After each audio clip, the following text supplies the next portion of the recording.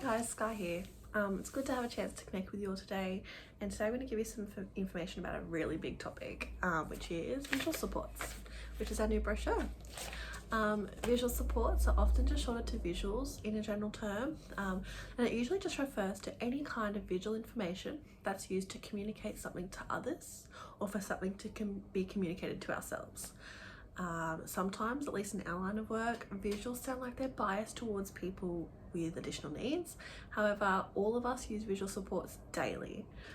For example, you might not even recognize them, like giveaway signs, traffic lights, brands and logos, the emergency signs outside of hospitals, coloured car park levels. I guarantee I've lost my car, and I know for a fact that none of us would be able to build any furniture without the visual supports in an IKEA brochure. Guaranteed. Yeah, so the functions of visual supports are highly varied. They are used for a wide range of reasons. The main few reasons include to help people think about the same thing. So this is a great reason to use visuals when working alongside individuals with perspective taking difficulties. It helps us both be thinking about the one idea. It helps us to understand topics better. Visuals are sometimes a way that people learn. And it helps to simplify complex ideas or language that some people might have difficulty understanding.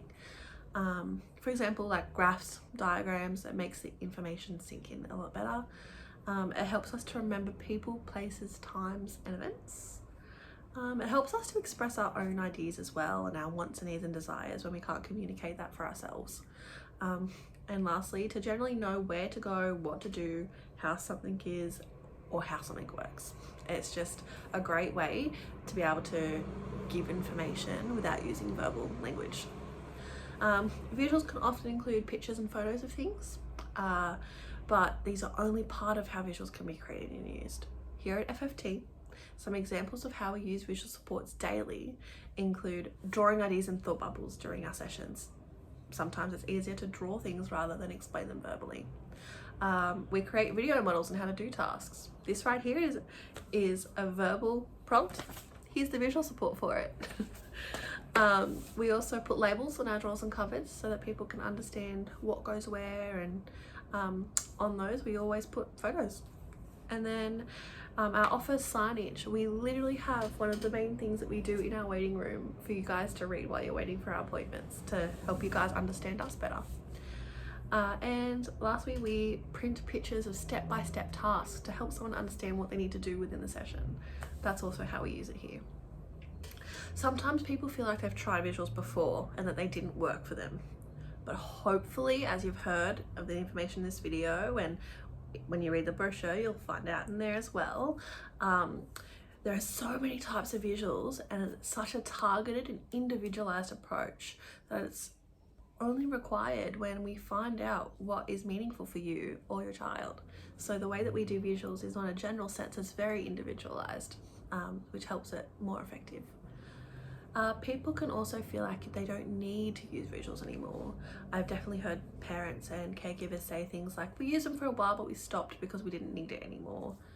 One thing I really want you guys to understand is that visual supports are always intended to be a tool that is available when someone needs it. It's not actually something you can progress past or move on from. It's something that particular thing that you've been using visual for is now understood, but you can use visuals to understand any parts of our lives. And lastly, for this video, we will discuss something commonly heard from families. Families are busy, dynamic, and they have a lot of things going on 100% of the time. And people feel like they don't have the time to use visuals. We get it. We do. But visuals don't need to be complex, they just need to be accessible. They just need to be available for you to use during the given time.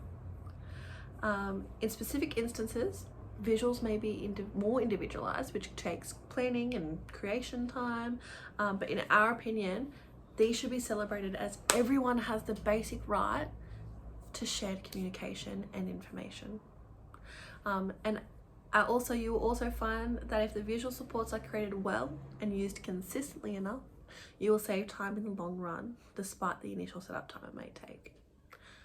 that's kind of a good overview of our visuals. So please go check out our brochure if you haven't. It is on our website and it's also available in office as well when you come into the waiting room. But yeah, thank you so much, and I'm glad that I finally got to jump on here. Thanks.